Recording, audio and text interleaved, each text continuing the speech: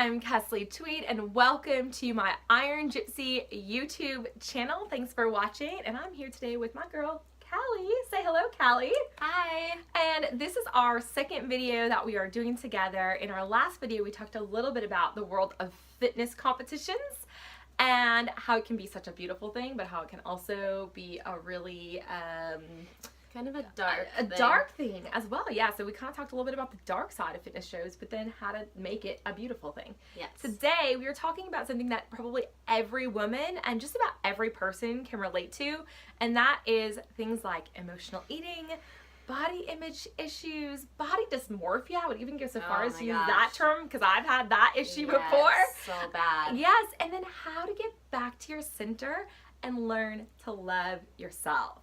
So Callie and I have been working together over the past couple of months.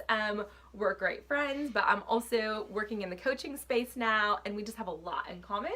Yeah. And had a lot of similar challenges, Yes. like I think many of you are going to relate to. So that's what we want to talk to you about today, is some of the challenges that we've been through and what we've found has worked to get you back to a place of loving yourself inside and outside. Yes.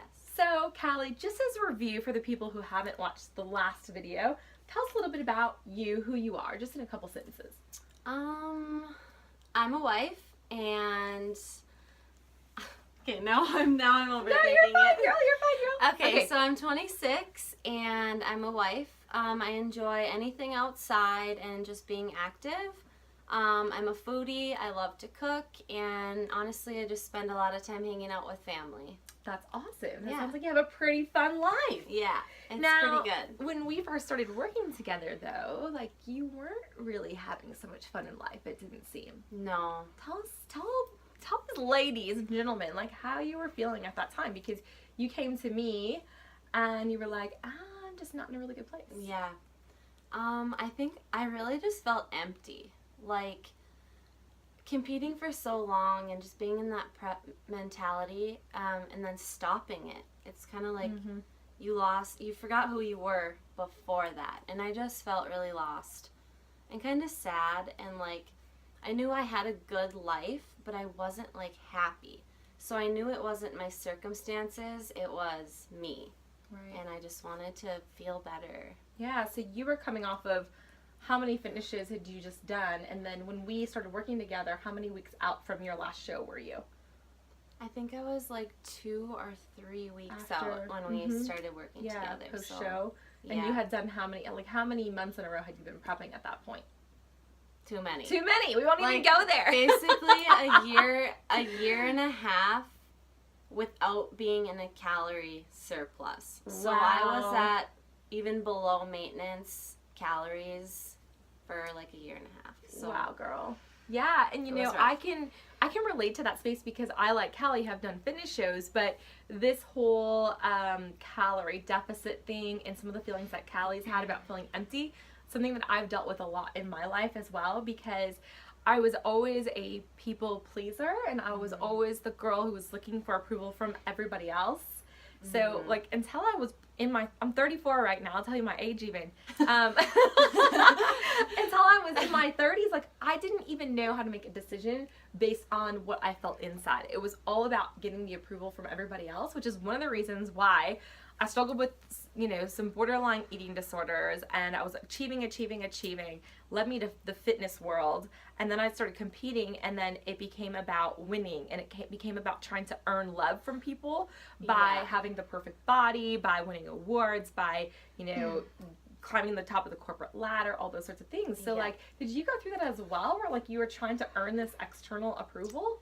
Yeah, it is, and it's so external, and that's what destroys us, I think. Like, we get so caught on, like, looking a certain way and this and that.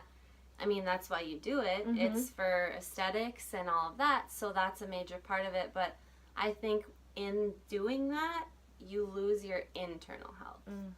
And that goes for, like, the eating and the body dysmorphia. I mean, you look good, but you don't think you look good, and that is so sad. Yeah, and so for people who aren't familiar with that term, like body dysmorphia, and a lot of fitness competitors go through this, but a lot of women, and even sometimes people after they've lost weight, They look in the mirror. You look in the mirror and you feel that you are fat. You feel like you don't look good. You don't look beautiful, no matter how amazingly gorgeous your body is. Yeah. So, like, I know I went through this before my thing. I was like, I look terrible. Like, there's no way I can get on stage like this. I'm so embarrassed. It's never good enough. It's never good enough. And the harder you push, the more, dysmorphia, the more detached you are from your body. Now, I've seen this happen a lot with women, not only with their bodies, but also with their perception of themselves. Like, I'll work with other women as well. And this is something, like, I've had women who couldn't even stand up and say, like, I am beautiful, I am worthy, like, these are my strengths. I had a woman who was not able to, we did this activity called Strengths Finder. She couldn't even say her top 3 strengths that she had. Like, she was in a place where she just didn't feel good about herself at all. So I'm sure, like, every woman can relate to that. We're totally detached from the beautiful souls that we really are. Yes, and I feel like I tell people this now. It's something that was said to me, and I just never listened because, I had to find it out the hard way. Yeah. But it is okay to love yourself, but still want to change at the same time. Mm-hmm.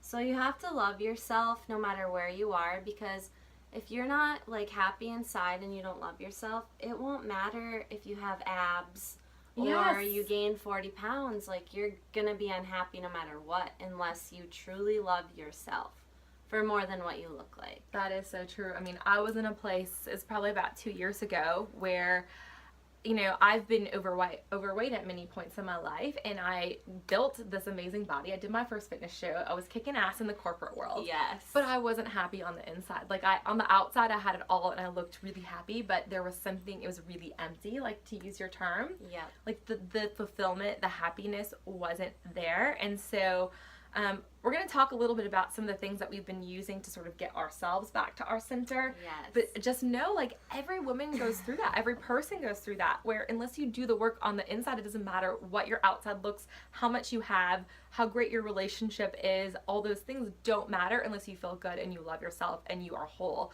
On the inside, you're living true to who you are.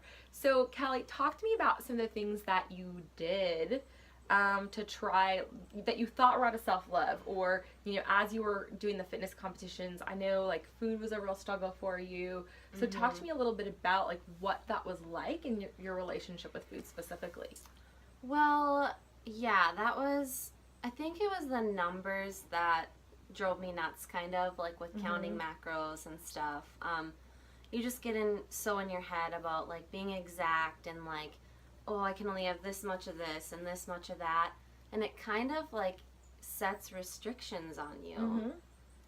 And so that kind of snowballed into, like, I would go over a little bit and eat something I couldn't or shouldn't. Yeah. And then I was like, well, I already messed it up. So now I'm just going to have half the jar of peanut butter instead of, the little bit I went over. So...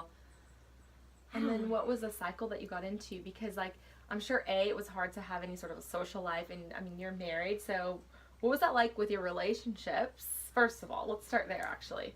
It was hard because towards the end, it got a lot harder for me to resist the temptations. So, like, in the beginning, I did really well. Like, I could still have dinner with my family and stuff and either just bring my own stuff or make it work.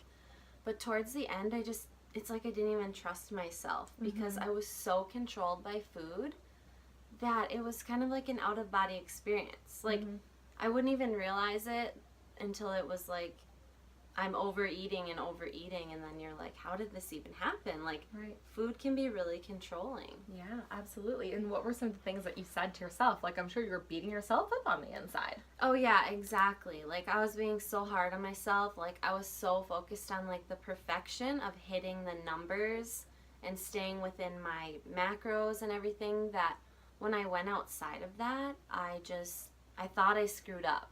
And I felt like I failed. So then I would just toss in the towel for the day and be like, well, I already screwed it up, so I might as well just eat everything. And that can be dangerous too, because I call it the Last Supper.